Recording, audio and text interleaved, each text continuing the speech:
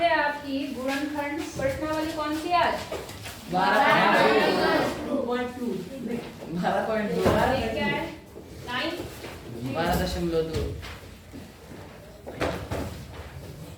Exercise है 12.2। अच्छा देखो बेटा, इसमें गुणनखंड करने हैं।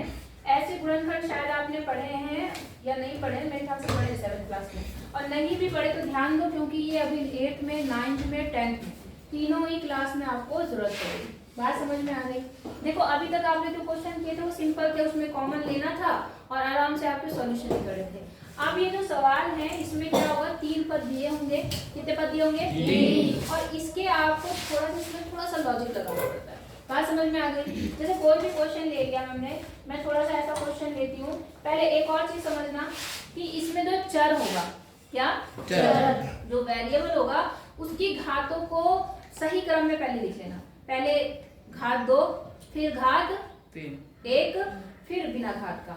आई बात समझ में? और इसमें एक आध क्वेश्चन ऐसे भी मैं देख रही हूँ जिसमें 4 घात दे रखी है। 4 घात में पहले 4 घात, फिर 2 घात और फिर बिना घात वाला। बात समझ में आ गई? तो पहले मैं सिंपल क्वेश्चन बताती हूँ, जो आपका पहला ही क्वेश्चन है ए वाला।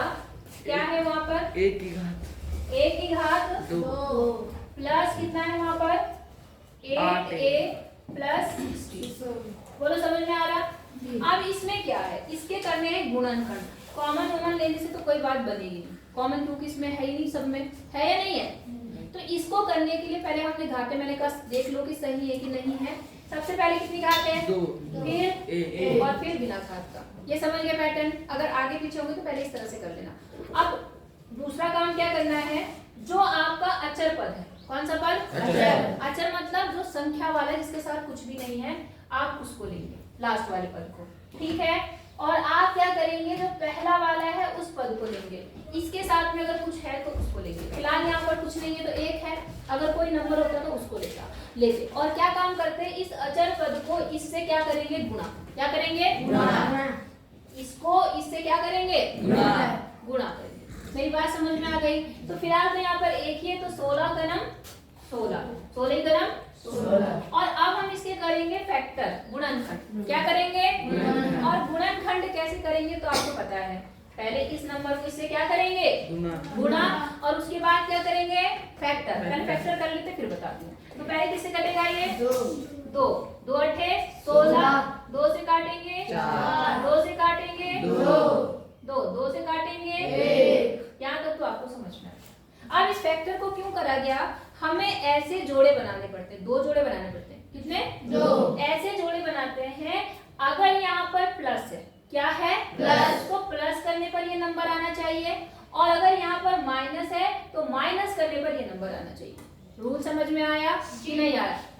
आ गया। मतलब यहाँ पे कौन सा चिन्ह है? प्लस। तो प्लस करने पर कितना आना चाहिए? 8। इसमें ऐसे जोड़े बनाएंगे जो प्लस करने पर आपको 8 दे दे। पूरे के पूरे नंबर यूज होने चाहिए, ये भी याद रखना। ठीक है? जैसे मान लो मैं छोटा सा, पहले मैं थोड़ा गलती बताती हूँ। गलत मतलब जोड़े बनाना। मान लो मैंने 2 ले लिया, यहाँ से 2 हो गया, 2 दूनी 4 दूनी 8। क्या 8 और 2 जोड़कर 8 आ रहा है? कितना आ रहा है? 10। इसका मतलब ये जोड़ा गलत है। अब आप बताओ, इन दोनों को साथ ले लो, कितना बना? 4 और 2 दूनी 4, और 4 और 4 को जोड़कर 8 आ गया। इसका मतलब सही कौन सा वाला है? नीचे वाला। ठीक है, मैं एक ही बार में बता देती, लेकिन ये अलग करने का मतलब क्या है, क्योंकि जब आप जोड़े बनाओगे तो जरूरी नहीं कि पहली बार में आपका एकदम सही बने। तो आप सबको आगे पीछे करके देखना। नहीं आई बात समझ में? हमारा क्या बना जोड़ा? 4 प्लस 4, तभी 8 बना। कहाँ से आया वो? इससे आया। समझ गए? अपनी मर्जी से नहीं करना है। तो अब हम क्या काम करेंगे, ये a स्क्वायर तो ऐसे ही लिखेंगे, प्लस इसकी जगह पर क्या लिखूंगी मैं? 4 प्लस 4a प्लस 4b। मतलब a हम साथ में लगा देंगे, जो भी x होगा तो x लगा देंगे, a होगा तो a लगा देंगे, और प्लस कितना हो गया? 16। बात समझ में आ गई आपको? अब दूसरा काम क्या करेंगे, अंदर गुणा करेंगे। और गुणा मतलब ये ब्रैकेट खोलेंगे। क्या करेंगे? ब्रैकेट। अगर ब्रैकेट के पहले प्लस चिन्ह तो अंदर के चिन्ह बदल जाते हैं जी, है ना? यही पढ़ रहे तुम इतने दिनों से। बदलते हैं? किसमें बदलते हैं? माइनस में। अगर ब्रैकेट से पहले कौन सा चिन्ह होता है? प्लस। माइनस। हो क्या भाई, भाग का क्या आ रहे थे सारे तुम? कौन से मल्टीप्लाई मल्टीप्लाई। और तू इधर आ, तू तो सबसे होशियार लड़का था, सबसे बेवकूफ हो गया। बस मेले बनाओ तुम आप बैठ के आराम से, यही है तुम्हारे मेलों का वो नतीजा। क्या बताया, कितनी बार बोला कि चिन्ह, कौन सा चिन्ह बदलता है? किसी भी ब्रैकेट के पहले अगर माइनस चिन्ह होता है तब अंदर के चिन्ह बदलते हैं, प्लस से कोई भी प्रभाव नहीं पड़ता है। क्या होता है, क्या बोला मैंने? माइनस। अगर किसी ब्रैकेट के पहले कौन सा चिन्ह है? माइनस, तभी अंदर के चिन्ह बदलेंगे, वरना चिन्ह नहीं बदलेंगे। पता नहीं क्या हो गया तुम लोग को, बस ये पढ़ाई चली तुम्हारी लोगों को, ये ऐसे ही रहा। यहाँ पे कौन सा चिन्ह है? प्लस। अंदर के चिन्ह बदलेंगे नहीं। इनको ऐसे लिख दो, 4a प्लस 4a और प्लस 16। समझ में आया यहाँ तक कि नहीं आया? अब आपने क्या करना है, इसमें और इसमें अलग अलग कॉमन लेना है। बात समझ में आ गई? अब देखो a गुणा a प्लस, इसको मैं क्या लिख सकती हूँ? 2 गुणा 2a। अब इसको क्या लिख सकती हूँ मैं? 2 गुणा 2a प्लस 2 गुणा 2 गुणा 2 गुणा 2। अगर आपको डायरेक्ट कॉमन लेने आ गया है तो आप डायरेक्ट ले सकते हो, लेकिन मुझे लग नहीं रहा तुम्हें आ रहा है। दिक्कत तो ये जिन्हें ये नहीं पता कि माइनस चिन्ह क्या करता है, प्लस चिन्ह क्या करता है, वो कॉमन लेंगे डायरेक्ट।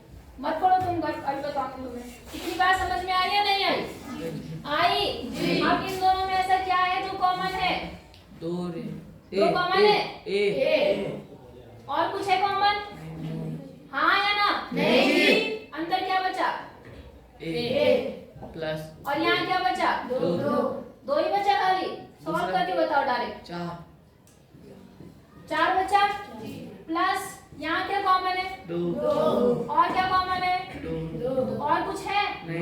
नहीं है। तो बचा क्या अंदर? 4 बचा। रुक जा प्लस 4। बहुत नींद में है तू। इतनी बात समझ में आई या नहीं आई?